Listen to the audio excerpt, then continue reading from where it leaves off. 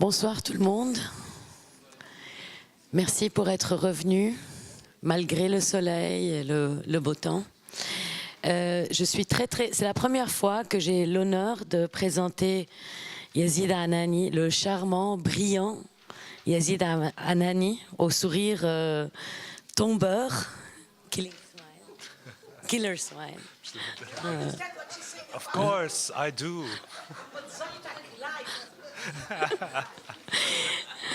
La conférence sera en anglais. Il y a la traduction simultanée, donc si vous avez besoin d'un casque, ils sont derrière. Yazid va parler tout seul et après, il prendra vos questions. Merci. Ah, on accueille Yazid. Shukran, Rasha.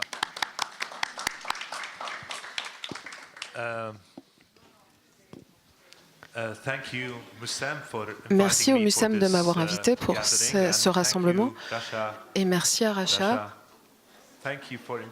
Rasha, merci de m'avoir invité parmi tous ces Palestiniens créatifs. Et merci à Geneviève. Où est Geneviève?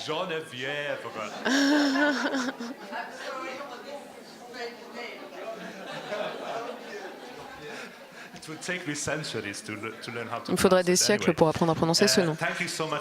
Merci beaucoup pour cette invitation. Je suis vraiment content que nous nous trouvions tous réunis ici. Ça fait longtemps que nous autres personnes créatives de Palestine, ça fait longtemps que nous ne sommes pas retrouvés tous réunis ensemble. Et c'est vraiment un plaisir. La plupart de ces gens sont une inspiration pour moi. Et tous ces gens me permettent de rester dynamique dans ma pensée. Donc je suis vraiment content de faire partie de cet événement et j'espère que tout ça va continuer et va devenir un rituel. Et pas seulement à l'étranger, mais aussi en Palestine. Il faut vraiment qu'on se réunisse et qu'on commence une conversation et qu'on découvre le travail des uns des autres. Alors avant de commencer avec ma présentation, je voudrais mettre en place quelques hypothèses et quelques cadres sur les images que nous allons voir. Je vais parler de l'histoire et essayer de la comparer au présent. Mais en fait, il ne s'agit pas vraiment d'être nostalgique par rapport à l'histoire, mais plutôt d'utiliser l'histoire comme un prisme à travers lequel regarder le présent. Et utiliser peut-être un regard anachronique en comparant les périodes les unes avec les autres pour révéler des anomalies qui se produisent dans notre société actuellement. Donc l'histoire devient en quelque sorte un outil pour réfléchir sur le présent et pour regarder les moments où l'histoire s'est arrêtée et des moments où l'histoire n'a pas contribué à créer le présent. Donc c'est ça l'histoire que je vais regarder, c'est les moments où l'histoire s'est arrêtée et n'est pas devenue un élément pour la formation de notre présent. Le deuxième point, c'est que je suis très obsédé par l'iconographie, par la manière dont certaines des images les plus puissantes en Palestine continuent à planer sur notre présent, même si les conditions actuelles sont très différentes du moment où ces images ont été créées. Donc ça m'intéresse beaucoup de voir pourquoi est-ce que ces iconographies ont continué à fonctionner avec le même pouvoir, avec le même sens et les mêmes connotations si puissantes. Même si le contexte actuel est totalement différent. Et malgré tout, on continue à utiliser ces images comme si les conditions et le contexte étaient restés les mêmes. Le troisième point, c'est que je ne ferai pas de théorie. Tout ça, c'est du travail en cours. Et je vais aborder des questions. Et ce serait vraiment une très bonne occasion d'avoir vos retours sur ce que je vais vous présenter. Alors, je voudrais commencer avec le film de Mohandet qui est passé il y a 2 jours. Il y avait eu une affiche avec ce joueur de foot et une équipe de foot qui s'appelle Fida'i.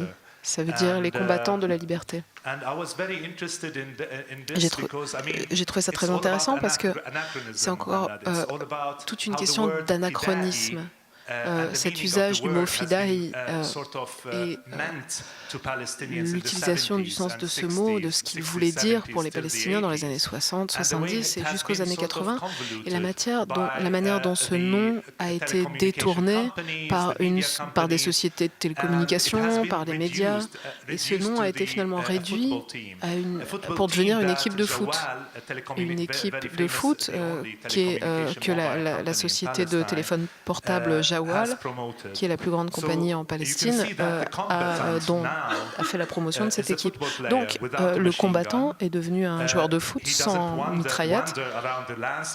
Il n'est pas là en train de rôder en cherchant les ennemis et les soldats israéliens. Il n'est pas en train de s'entraîner pour libérer la Palestine. Le combattant, c'est un joueur de football qui s'entraîne pour battre les autres équipes nationales dans un match de foot pacifique qui n'implique pas de tuerie ni de sang.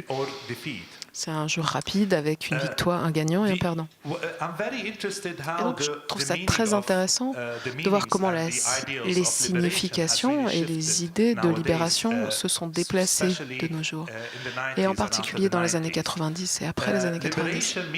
La libération, dans ce cas, ça signifie gagner un match de foot devant des millions de gens à la télévision. Donc la télévision est devenue un instrument très important pour se donner à voir et gagner devant toutes les autres nations. Et ce n'est pas vraiment une quête personnelle ou un lien personnel à un idéal, à un principe ou à un projet collectif. Le mot fidaï finalement est dégonflé de toute sa connotation historique. Et tout ça fait partie d'un paradigme néolibéral qui est systématiquement utilisé dans les médias et dans la publicité. Je voulais commencer par là parce que je trouve ça très intéressant comme point de départ pour ma présentation. Mais ma présentation va parler d'autre chose. Mais je pensais que c'était un point de départ idéal.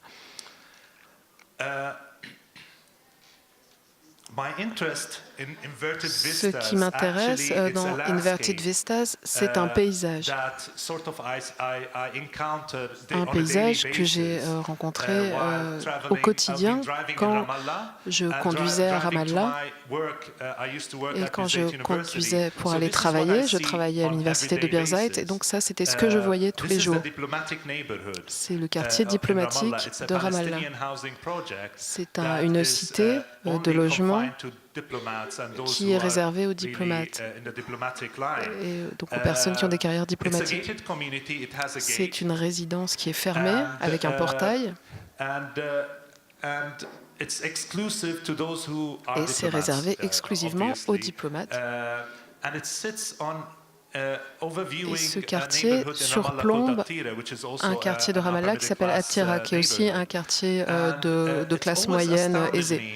Et j'ai toujours trouvé très étonnant de voir que ce quartier, finalement, ressemble à un camp, ressemble à une colonie israélienne. Mais c'est une colonie palestinienne, en quelque sorte. Et donc, à partir de là, je me suis retrouvé à réfléchir à pourquoi est-ce que nous reproduisons ces images et pourquoi est-ce que nous-mêmes nous créons ces images et est-ce que nous sommes conscients de cette création qui se passe et qu'est-ce que tout ça veut dire dans un contexte plus vaste en termes de production politique et sociale. Qu'est-ce que ça nous dit sur le projet de libération que nous avons entreprenus? Si le projet de libération consiste à produire ces images, alors de quelle manière est-ce que nous sommes en train de produire de la connaissance? Donc ces questions ont stimulé ce projet qui consistait à réfléchir à ces vues inversées.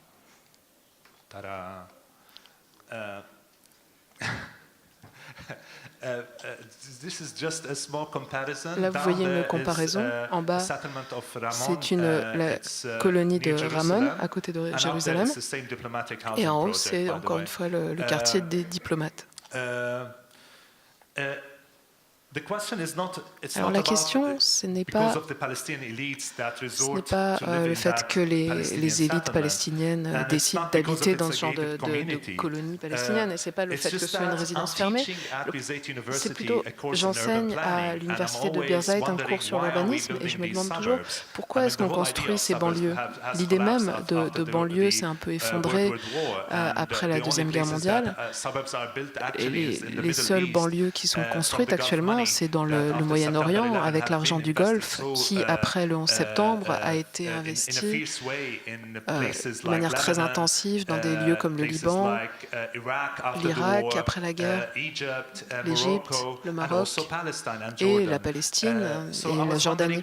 Donc ce que je me suis demandé, c'était quel est le point commun entre ce phénomène et le projet de l'autorité palestinienne de créer un État palestinien. Je me souviens avoir lu ce passage de David Harvey dans The Right of the City. À chaque fois que je regarde cette image, ce passage me revient à l'esprit.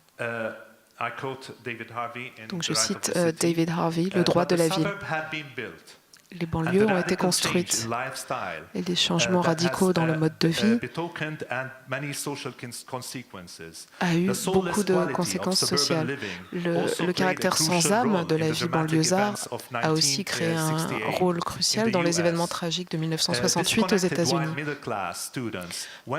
Des étudiants de classe moyenne ont traversé une phase de révolte, ont cherché des alliances avec des groupes marginalisés, ont réclamé les droits civils et ont lutté contre l'impérialisme américain pour chercher à créer un nouveau monde et une nouvelle expérience urbaine. Cette contradiction entre ce que j'enseigne et d'autre part ce qui est vraiment en train de se passer dans le paysage, c'est quelque chose qui a vraiment attiré mon attention sur ce type de contradiction dans le paysage.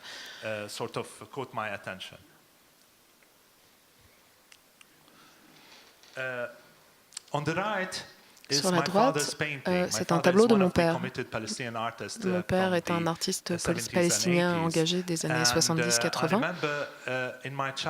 Et je me rappelle que dans mon enfance, j'ai vu tellement de villages. Mon père m'emmenait et un groupe d'artistes palestiniens. Et il retournait sans cesse visiter des villages et dessiner ces villages. Et je me demandais toujours pourquoi des villages, pourquoi des paysages. Et puis j'ai compris que c'était l'idéal, l'esprit en quelque sorte des années 70 et 80 qui était représenté par les artistes engagés. C'était important de représenter les agriculteurs, les combattants de la liberté, de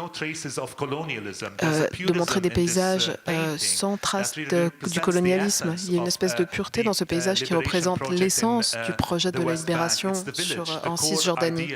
Le village représente le noyau même de la société palestinienne. Et ce paysage, dans toute sa pureté, représente un centre de production culturelle et de production agricole qui est très important. C'est les racines, c'est la résilience et l'autonomie des Palestiniens qui est représentée. Parmi les représentations des values de la libération dans l'art palestinien des années 60 à 80, les villages ont joué un rôle crucial dans le travail de beaucoup d'artistes. Dans une interview, Slimane Mansour a déclaré que la Ligue des artistes palestiniens avait joué un rôle humain et qu'ils avaient combattu côte à côte avec le mouvement de libération. Les représentations de la branche d'olivier représentaient la paix, tandis que l'autre main tenait la mitrailleuse, comme dans le discours de Yasser Arafat en 1964. À gauche de l'écran, on voit les couleurs pâlies d'une image d'un artiste britannique qui représentait la ville de Rawabi, une ville entièrement neuve qui a été construite en Palestine, qui était présentée comme un projet pionnier en Palestine. À un moment donné, ce projet était sur la table des négociations et discuté au même titre que des questions comme le droit au retour. Donc ce projet de Rawabi est devenu un des les noyaux des négociations politiques à une certaine époque. Rawabi est représenté dans un paysage qui ressemble au désert, qui évoque un peu le paysage du Golfe, un paysage vide, un paysage de sable, on dirait un désert, on dirait un projet de réhabilitation du désert. Et tout ça nous rappelle aussi le vide des peintures orientalistes de Jérusalem. C'est une éradication de l'histoire culturelle du lieu. C'est une exclusion et un effacement des villages qui existaient autour de Jérusalem. Donc pour montrer un paysage vide. Quand Mark Twain a visité le Liban, la Syrie et la Terre Sainte en 1867, il a écrit Un innocent à l'étranger. Il décrit la Palestine ainsi. Un pays désolé, dont le sol est assez riche, mais qui est une grande étendue de terre désolée. Nous n'avons jamais vu un seul être humain sur tout notre parcours. Il n'y avait ni arbre ni buisson. Même les oliviers et les cactus, ces amis des terres pauvres, avaient presque quitté le pays. Et cette représentation du paysage, en texte ou en dessin, est le point de départ de la propagande sioniste sur la Palestine, c'est-à-dire une terre sans peuple pour un peuple sans terre. Si on revient donc à cette image par l'artiste britannique, on a presque annihilé tous les villages. Vous savez, les campagnes palestiniennes sont remplies de villages. Entre un village et un autre village, il y a encore un village. La distance entre de village à village est minuscule. Et quand on regarde l'horizon, on voit toujours un village. Mais sur ces rendus, ce paysage culturel a été annihilé, comme si on réinventait. Ces projets consistaient à réinventer à partir de zéro et à partir d'un paysage complètement vide.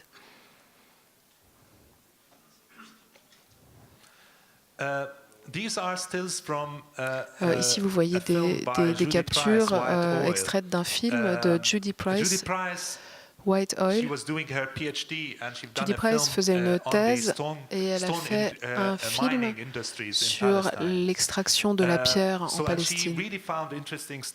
Elle a trouvé des choses très intéressantes que je voulais vous présenter, parce que tout ça est lié à la transformation, au passage du village qu'on voit sur le tableau de Nabil Anani, et qui nous a menés au village qu'on voyait sur la gauche.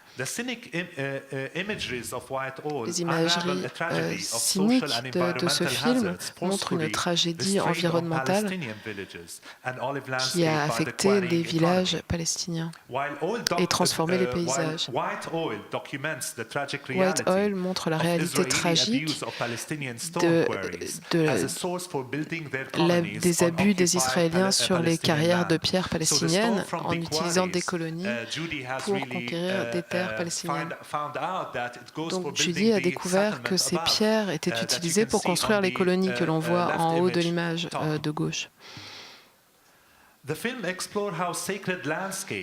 montre comment des paysages sacrés deviennent des terres désacrées et des terres de conflit. Et elle déconstruit les narrations sur lesquelles reposent les combats de libération, les discours sur la libération, à la fois du côté israélien et palestinien. C'est le même paysage secret, celui de la terre de Palestine. C'est ce même paysage qu'on insiste pour rendre dans notre littérature et notre poésie, dans notre art, et cette même terre pour laquelle on s'est battu dans nos combats politiques des années 60 à 80 pour prouver au monde que nous existions sur cette terre bien avant cela. Ces valeurs secrètes ont été secouées et ont été mises de côté et ont été chassées de la construction de l'identité palestinienne après les années 90, à la différence de ce qu'on voyait dans les tableaux de Nabil Anani. L'agriculture était le fondement à partir duquel le fondement sur lequel les Palestiniens se repliaient dans les périodes de crise. Ça servait d'instrument de survie pendant les guerres contre le régime colonial, depuis les Britanniques jusqu'aux Israéliens. C'était une condition de l'indépendance. Les colonies israéliennes en Cisjordanie et à Gaza ont réussi à réduire l'économie à une misère. On a vu émerger une nouvelle classe de travailleurs qui a détruit les savoir-faire agricoles et les a empêchés d'être transmis à la nouvelle génération. Le projet de conservation architecturale combat pour sauver les bâtiments historiques de Palestine qui sont en train de disparaître rapidement. Les centres historiques sont détruits pour laisser la place à des mosquées, à des écoles ou à des immeubles résidentiels. Environ 30% des immeubles qui avaient été répertoriés entre 1998 et 2000 a disparu entièrement.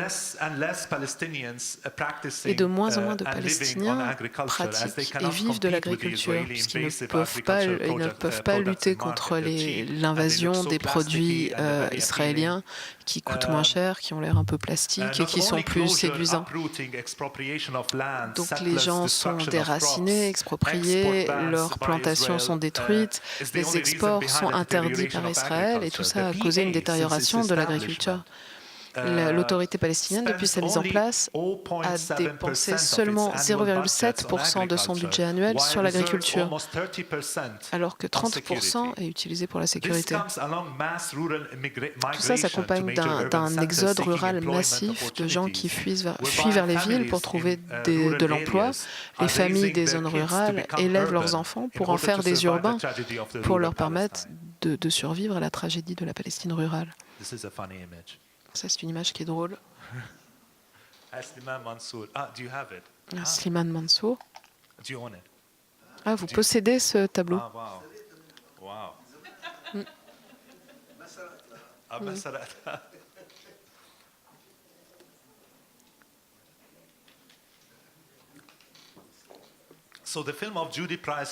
Donc, le film de Judy Price montrait comment les paysages d'oliviers en terrasse ont été coupés comme un gâteau par les carrières de pierre. Et ça, c'est un des nombreux tableaux, de beaucoup de tableaux qui parlent de cette question de la transformation des valeurs villageoises.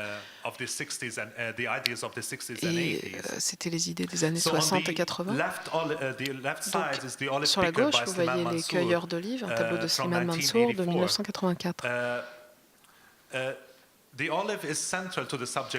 Les olives sont au centre du sujet de ce tableau. Et elles sont aussi au centre de la vie de la communauté autour de l'olivier. Ça symbolisait vraiment à cette époque les racines et nos racines dans le paysage et notre droit à la terre.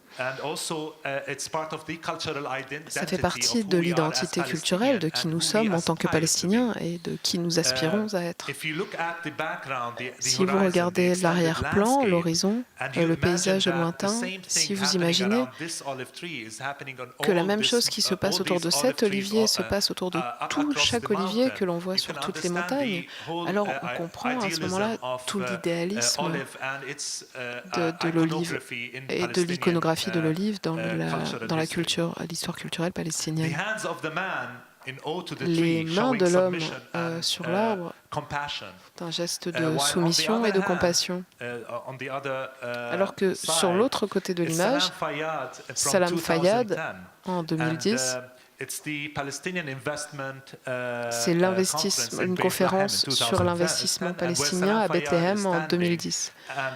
Salam Fayyad annonçait aux investisseurs internationaux, essayait de les convaincre d'investir en Palestine. L'olivier est devenu en or doré. Et il fait partie du logo de la conférence. Donc il y a une transition dans la valeur de l'olive. Aujourd'hui, l'olivier est un symbole de paix économique. L'olive, c'est pour l'investissement et pour les investisseurs. Ce n'est plus pour la population. Le village est abstrait, il se trouve dans l'arrière-plan, il n'est pas détaillé, il est brouillé et il fait référence à l'iconographie ancienne. Les mains de Salam Fayyad sont tournées vers le haut pour inviter les investisseurs à investir en Palestine. Et donc, alors que je revenais, j'ai été frappé par quelque chose, en particulier en regardant des images, des usages contradictoires du symbole de l'olive. Le colonialisme utilise les doctrines économiques. Aussitôt que les besoins économiques sont satisfaits, le colonialisme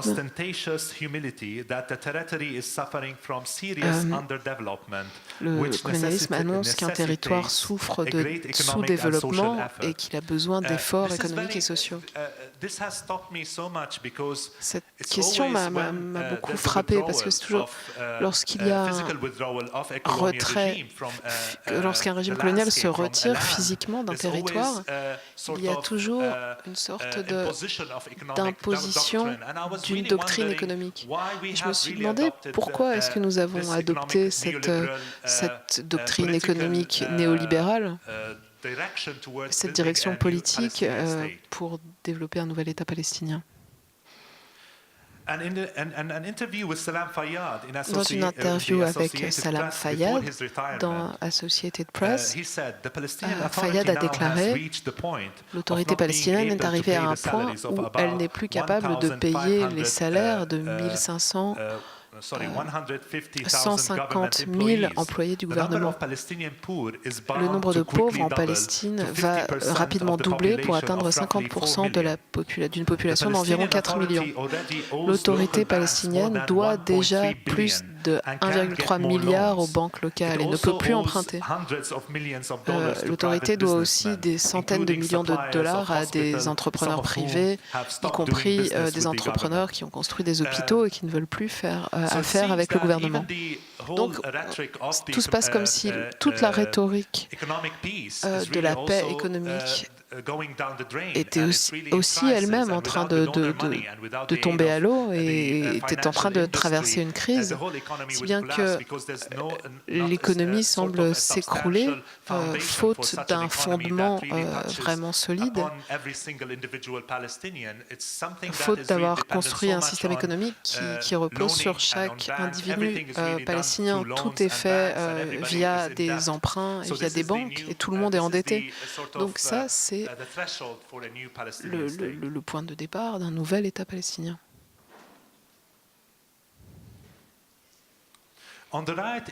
Sur la droite, une image d'un tableau d'Est de Alam Shibli qui parle de la production culturelle dans les rues des camps de réfugiés à Nablus.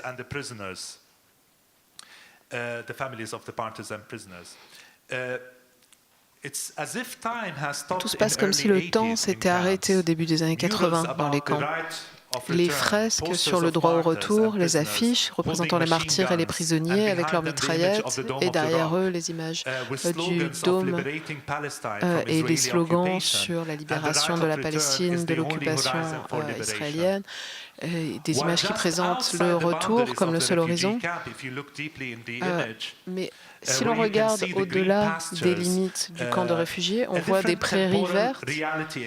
Et dans cet espace, c'est une autre réalité temporelle. On voit des panneaux publicitaires, des affiches qui annoncent un autre horizon de rêve, des publicités pour des banques, pour des projets immobiliers, des affiches qui font la promotion de nouveaux quartiers à habiter, comme si l'occupation s'était terminée il y a très longtemps et qu'on était déjà en train de mettre en place notre nouvelle condition post-coloniale. Donc il y a cette schizophrénie entre le rêve d'une libération du colonialisme et un rêve post-colonial de construction d'États qui coexistent simultanément dans la même période. Il y a toujours ce contraste qui n'est pas toujours visible dans les médias entre l'intérieur du camp et l'extérieur du camp. Et ce conflit passe toujours par le conflit entre ces deux rêves et ces deux temporalités. J'ai trouvé des publicités intéressantes. Les gens du camp de ce lieu ont brûlé un poste de police en rétaliation contre une incursion des forces forces de sécurité dans le camp. Il prévoit de capturer un activiste. Il y a eu un échange de feu entre les forces de sécurité palestiniennes et nos hommes du camp de réfugiés qui a conduit à la mort d'un prisonnier palestinien fraîchement libéré. On rapporte aussi que pendant les funérailles de cet homme, des voitures de police ont été brûlées dans la ville. Un autre bulletin d'information, une voiture au verre noir fumé, remplie de jeunes hommes du camp de réfugiés, ont traversé en voiture les rues de Ramallah en passant de la musique pop arabe avec le son à fond. Ils ont demandé aux boutiques de fermer dû à une grève générale pour faire le deuil de 3 hommes qui avaient été tués dans le camp de réfugiés par un raid militaire israélien quelques jours plus tôt.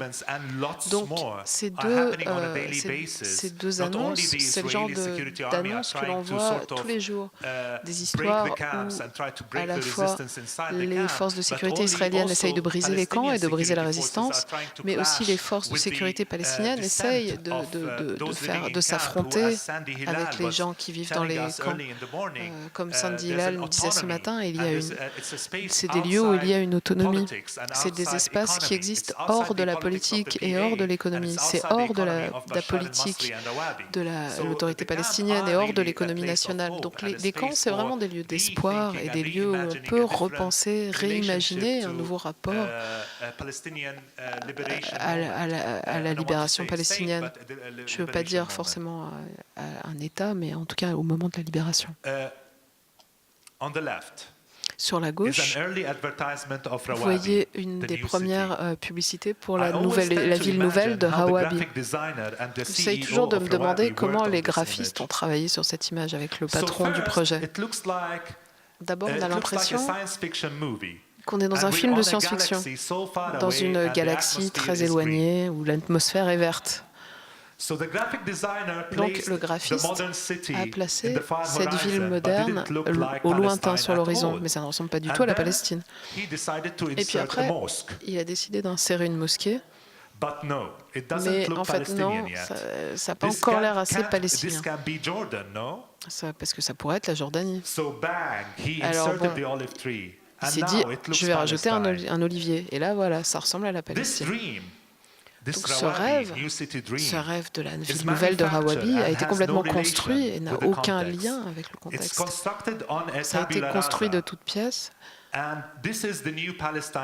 Et ça, c'est la nouvelle Palestine dont je voudrais continuer à parler. On a fait table rase sur l'histoire des luttes. C'est un rêve qui a été construit et qui a été importé de l'étranger et qui a été complètement collé sur cette table rase en détruisant complètement le patrimoine, l'histoire locale, les intellectuels locaux.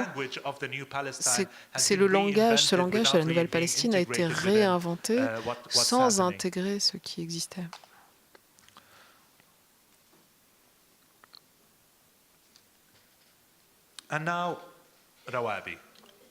Maintenant, Rawabi. Rawabi, c'est un projet qui a été mené par Massar International. Massar est une coopération transnationale qui conduit des projets dans toute la Méditerranée et dans certains pays européens. Le projet de Rawabi, il n'est pas apparu seulement en Palestine. Comme je disais, il y a ce surplus d'argent du Golfe qui a arrêté d'être investi aux États-Unis et en Europe après le 11 septembre. Pas le 19 septembre, je change l'histoire. Donc cet argent a été investi un peu partout, y compris en Palestine. Donc à cette époque, on a décidé en 2007 de construire un projet, une cité qui pourrait accueillir 40 000 personnes. Et ils ont investi 700 millions en 2012. Au départ, le projet de Rawabi on en parlait comme un projet de logement abordable, à des prix abordables. Mais d'un seul coup, le mot abordable a complètement disparu de toutes les publicités. Maintenant, on ne le voit plus du tout.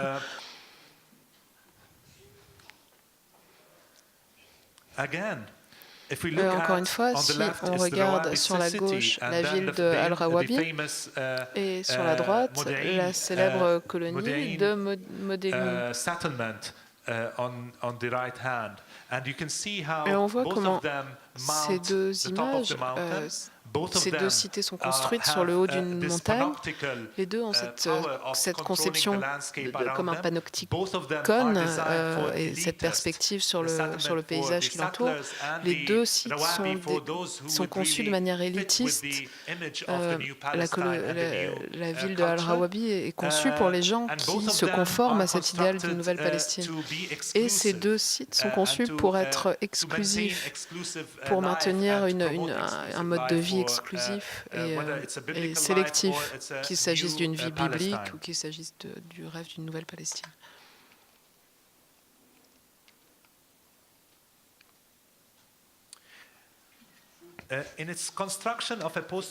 Alors pour construire cette esthétique postcolonialiste, le style d'urbanisme de Rawabi devient une réaction contre les attaques qui ont été menées contre l'ego palestinien. Et donc, c'est une manière que ça s'oppose aux représentations de l'archaïsme de la Palestine. Donc ce paradigme réactionnaire s'inscrit dans le paradigme postcolonial.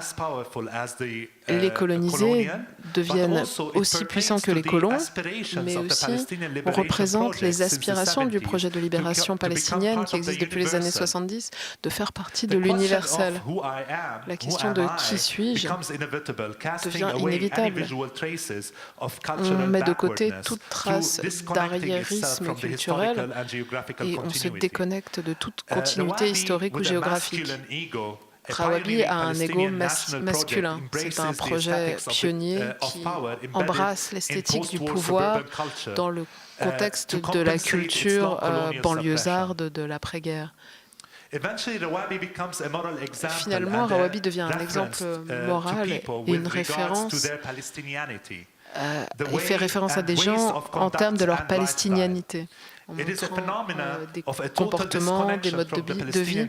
C'est totalement déconnecté du présent colonial de la Palestine et de l'histoire qui a été supprimée. Tout se passe comme si l'histoire était oubliée pour céder aux tentations de la culture néolibérale. C'est très intéressant de voir toutes ces publicités pour Rawabi et de voir le point commun. Ce sont toutes des images introverties de l'intérieur. Il n'y a pas de moyen de regarder à l'extérieur. Si on regarde l'image en haut à gauche, on voit une espèce de flou à l'arrière-plan pour représenter le paysage. Le graphique a flouté ce paysage pour le faire disparaître, pour le rendre absent. Si on voit le type de gens qui sont représentés dans ces publicités, c'est des hommes d'affaires.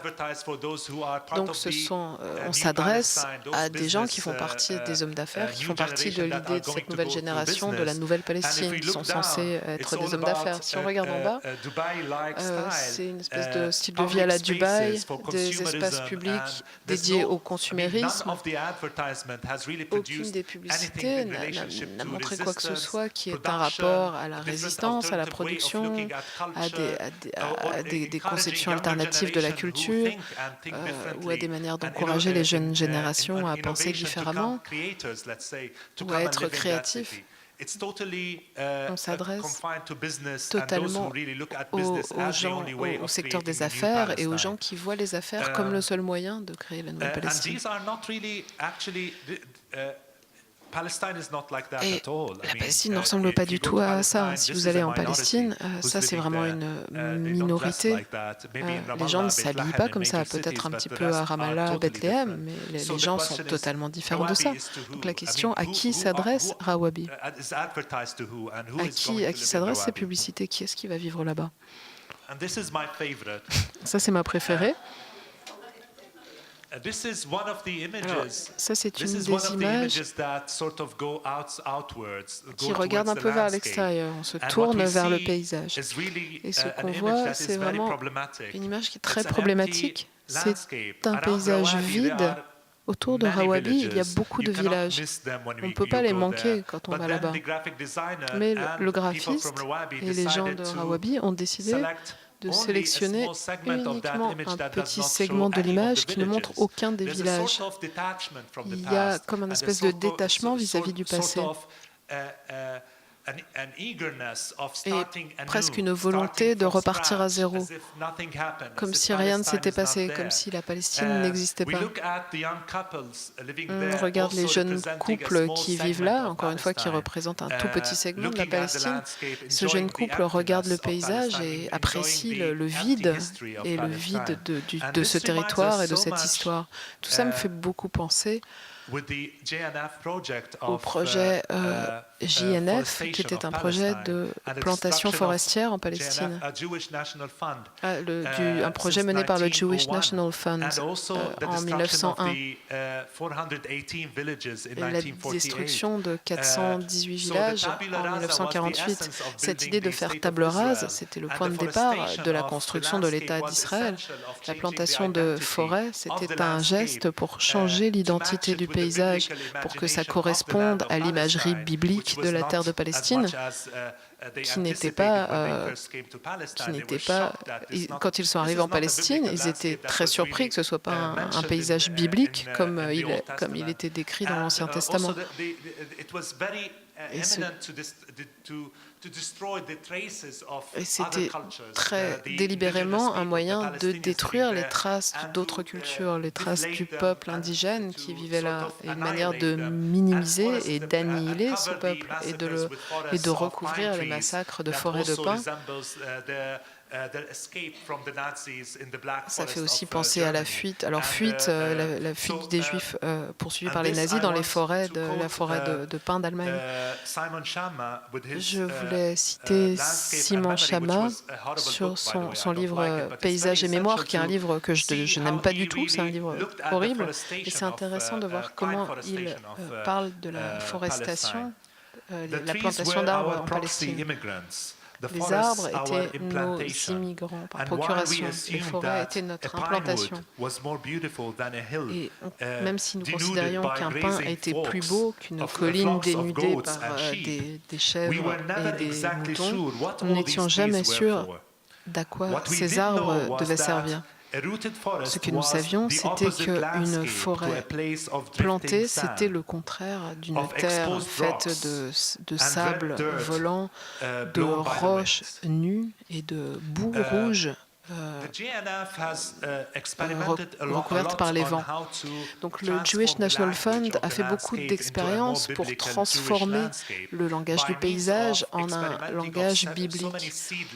Ils ont expérimenté avec différentes graines de pin qui ont été amenées d'Europe et en particulier d'Allemagne. Ils ont fait beaucoup d'expériences et la plupart de ces expériences n'ont pas fonctionné jusqu'à ce qu'ils trouvent un arbre local, le pin d'Alep, qui était une espèce indigène et qui correspond très bien à l'imagerie de la forêt de pin.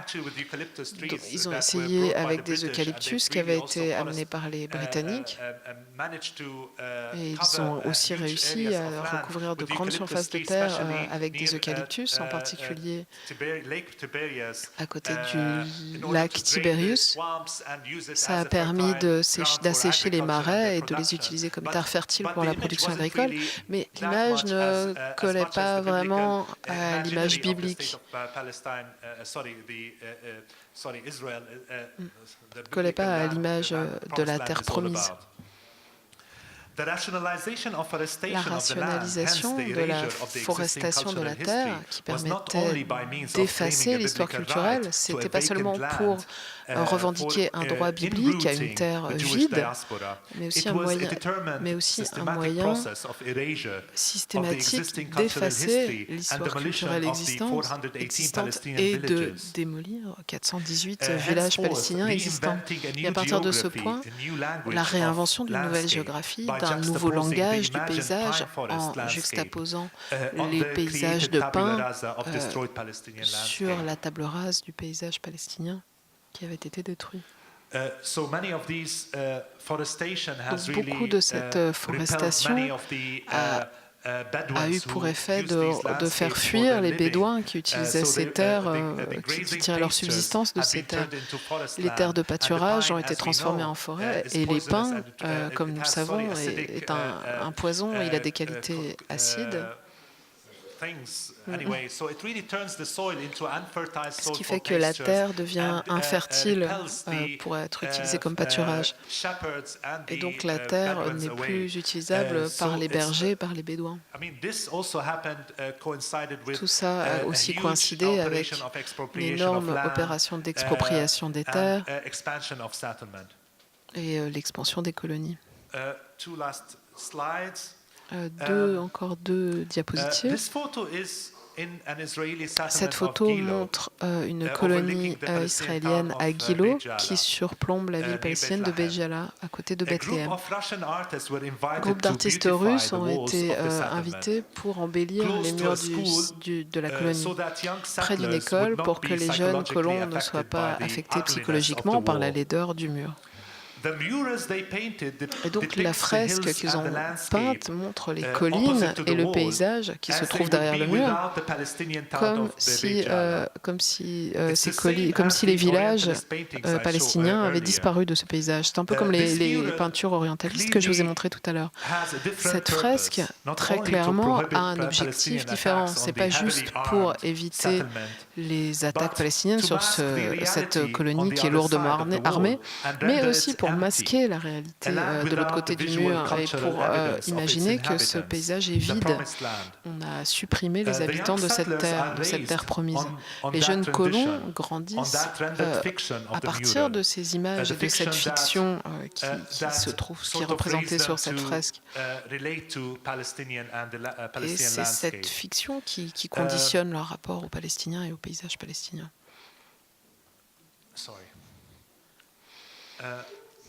Yes, he is. It's Layla's uncle. C'est l'oncle de Layla. To end up my presentation, my talk. Pour finir ma présentation, le problème, je pense, toute l'idée de la nouvelle Palestine s'est produite parce que nous avons échoué, nous intellectuels, nous avons échoué en tant que politiciens aussi, nous avons échoué à imaginer le jour d'après dont Sandy parlait tout à l'heure. Nous n'avons pas réussi à utiliser la fiction pour imaginer ce que ça signifie d'être libéré. Qu'est-ce que ça signifie? Qu'est-ce que la terre signifie pour nous? Que signifie l'économie? Qu'est-ce que ça signifie un État? Nous n'avons jamais parlé de tout ça. Ni en politique, ni dans notre production culturelle, nous n'avons pas été réactifs. Nous n'avons pas imaginé le futur.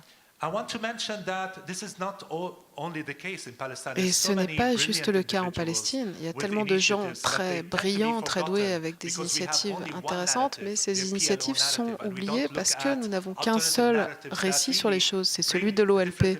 Nous n'avons pas un récit qui nous permet d'apporter des alternatives de représentation de ce que nous sommes. Moussa Al-Alami faisait partie de ces visionnaires qui a créé une imagerie de la libération différente. En 1945, il a décidé de créer une communauté à côté de Jéricho qui s'appelait la Arab Development Society en utilisant de l'argent donné par l'Union arabe. Et il a transformé le désert en terre verdoyante. Mais ce n'était pas juste ça. Il a décidé que cette initiative devait aussi inclure les gens et leur apprendre, en plus des enseignements de Halil Sakakini, il s'agissait que les gens qui vivaient dans cette espèce de communauté socialiste, de leur apprendre à utiliser leurs mains et de leur apprendre à planter, à faire eux-mêmes leurs aliments et à construire et à réparer leur environnement et à lire de la poésie, à réfléchir, à faire de l'algèbre ainsi qu'à faire des exercices physiques pour être en bonne santé, avoir un corps sain dans un esprit sain dans un corps sain. Il y avait des ateliers où les enfants faisaient des choses très innovantes. Ils avaient des magasins en Iran, à Beyrouth, et aussi en Égypte, où ils vendaient leurs produits. Moussa Al-Alami a vraiment inventé une alternative, une image alternative de la libération qui se passe hors des villes et qui se passe hors de la société consumériste, où la seule et en gardant un lien à la terre. Dans son manifeste en 1945, il a décidé que cette initiative devait se poursuivre dans 350 sites différents en Palestine. Et la Palestine, c'est aussi ces initiatives. La libération, elle vient des périphéries et pas seulement des centres. La libération, elle vient des gens et pas des partis politiques. Chacun participe à la libération. Donc, toutes ces histoires sont oubliées aujourd'hui. Et toutes ces histoires n'ont pas été intégrées dans la construction de notre présent. Et ce sont des histoires dont nous avons besoin en tant que praticiens culturels, en tant que créateurs, pour réfléchir à notre présent.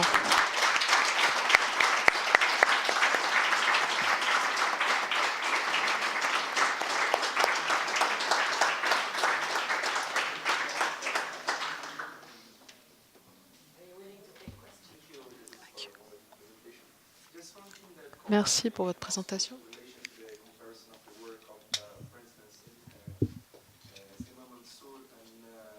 Lorsque vous comparez par exemple le travail de Slimane Mansour et la production artistique de cette période, le rôle de la femme dans l'imaginaire et le rapport entre la femme en tant que métaphore de la terre à cette époque, en comparant avec cette iconographie de la Nouvelle-Palestine,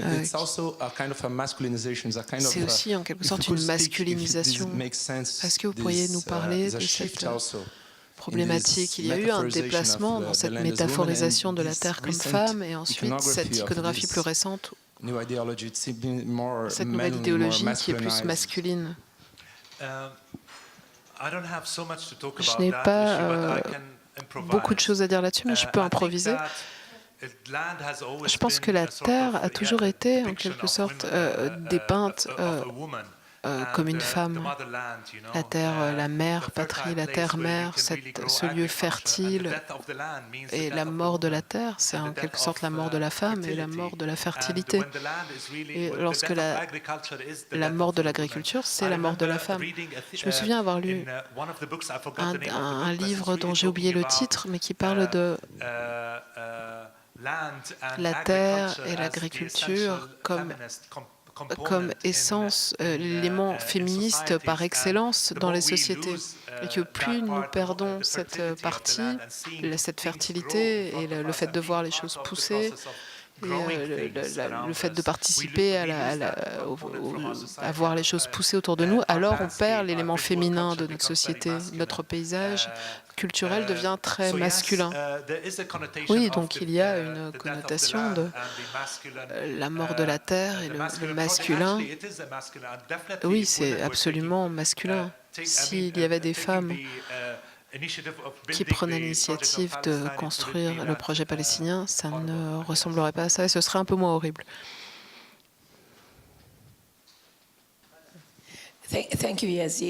Merci Yazid. Comme dans la présentation de ce matin par Sandy, vous nous avez permis en tout cas de découvrir là où vous en êtes et là où vous travaillez. Il y a une bonne santé. Et ça, c'est tant mieux. Si vos étudiants parlent de la même manière que vous parlez-vous, je pense qu'on n'est pas si mal parti. Quand on entend les politiciens, on se demande où est-ce qu'on est en train d'aller. Mais quand on vous écoute, vous, en tant que professeur d'architecture et d'urbanisme, si vous avez réussi au moins à transmettre à vos étudiants votre capacité à regarder où nous allons physiquement dans notre architecture et dans notre urbanisme, et si vous arrivez à transmettre ces questionnements, alors c'est fantastique. J'ai eu l'occasion d'aller avec la dernière biennale de Riwak, pas cette année, mais 2 ans plus tôt. Je crois que Christine Wagner était avec nous. Nous sommes allés avec tous les artistes dans différents centres. Nous avons vu cette restauration et nous avons été sidérés. Tout ça, ça commençait tout juste à être construit.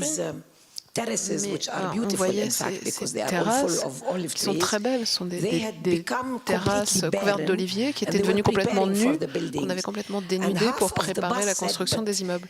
Et la moitié des gens dans le bus ont dit « Vous êtes sûr que c'est un projet palestinien ? On dirait une colonie israélienne ?» Et je suis terrorisée quand je vois la dernière image qui montre Modi'in et Rawabi. Parce que là, la cité est presque finie et ça ressemble vraiment complètement à une colonie. La colonisation des esprits dont parlait Sandy ce matin, nos esprits ont été colonisés. Nous reproduisons ce qu'eux produisaient pour eux-mêmes. C'est des ghettos affreux qui sont une insulte à la beauté du paysage. Et je pense que si les universités sont les derniers endroits où les gens arrivent encore à penser à leur environnement et à là où on va, et à penser de manière critique, au moins, j'espère que vous nous donnez un peu d'espoir. Merci.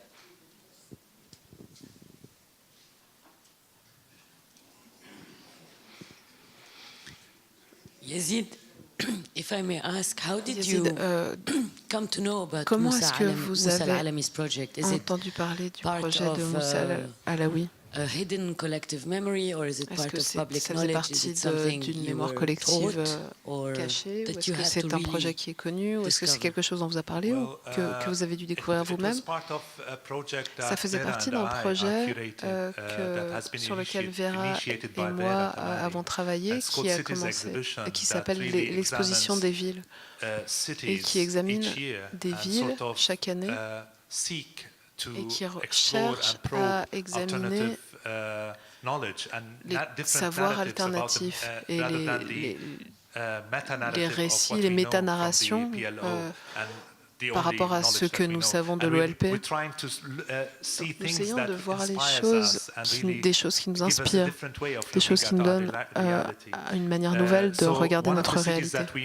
Et donc, une des villes que nous avons examinées, c'était Jéricho.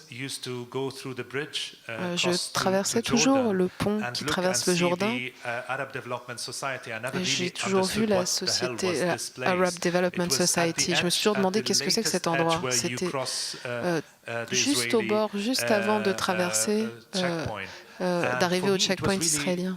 Et pour moi, c'était vraiment bizarre. Mais un jour, un des artistes a décidé d'aller voir et d'explorer cet endroit. Et donc, elle est allée dans les archives là-bas et elle a trouvé des images extraordinaires, des livres très beaux. Et le manifeste de Moussa Al-Alawi que je vais vous envoyer, Leïla,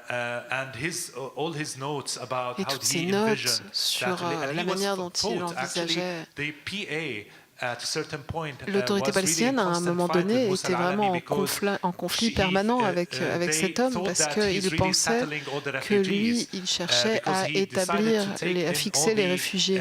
Parce qu'il avait décidé de prendre dans ces communautés tous les orphelins et de travailler avec eux. Et l'autorité palestinienne était vraiment l'affrontait et combattait contre lui. Il n'a jamais vraiment reçu de subventions, il était un peu laissé à l'écart. Mais il a quand même réussi à créer cette initiative, cette utopie extraordinaire. Elle nous a emmenés là-bas et on a marché jusqu'à Jéricho et après on a visité l'endroit, on a fait tout le tour et on est allé dans les dortoirs, on a vu les gravures faites sur les lits par les étudiants et j'étais sidéré de voir les livres dont on leur parlait, les livres qu'ils étudiaient sur l'éthique, la poésie, la littérature, l'algèbre, l'histoire, la science. C'était toute une collection de choses, de sujets magnifiques et donc les lits étaient en bois gravé, on voyait les lits superposés sur lesquels les élèves avaient gravé des poésies. de nos jours, à l'université, les étudiants, ils gravent des messages d'amour ou de sexe. Et à l'époque, c'était des messages très éthiques et très poétiques. Les gens gravaient de la poésie sur leur lit. J'étais vraiment sidérée en découvrant cet endroit. Et ça a été un endroit qui a attiré par la suite beaucoup d'artistes. Et donc, nous essayons de continuer à avoir des conversations avec eux et à réfléchir à quoi faire de ce lieu, comment on peut permettre aux artistes de se nourrir de cette initiative et de voir ce qu'on peut récupérer de cette initiative dans la Palestine d'aujourd'hui. Beautiful. Okay, so we take a short. Thank you so much, Yazid. So much. Merci beaucoup, Yazid.